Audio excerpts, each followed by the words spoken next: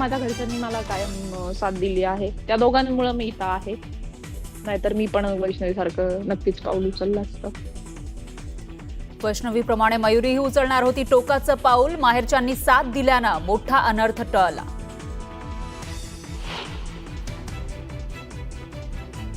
हगवणे कुटुंबियांकडून मोठ्या सुनेचाही छळ. सर्वात जास्त छळ नणंदेकडूनच. मयुरीनं न्यूज 18 लोकमतवर मांडली कैफियत.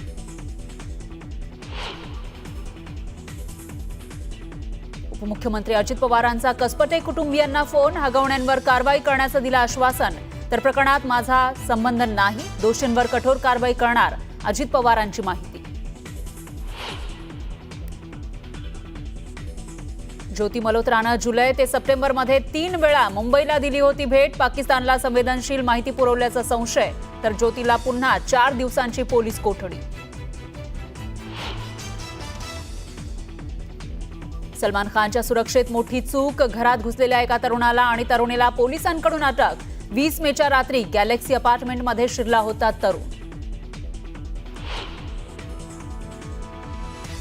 रत्नागिरीमध्ये पावसाचा मिऱ्या नागपूर महामार्गाला फटका. उद्यमनगर परटवणे दरम्यानच्या पुलावरचा रस्ता खचला. वाहतूक बंद असल्यानं अनर्थ टळला.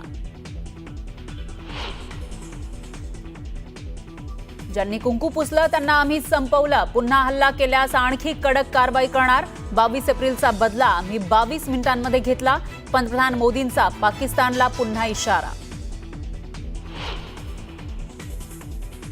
आणि गेल्या 36 तासांपासून नाशिकच्या जिंदाल कंपनीला लागलेल्या आगीवर अजूनही नियंत्रण नाहीच. कंपनी परिसरातील स्थानिकांना सुरक्षित ठिकाणी हलवण्यास सुरुवात.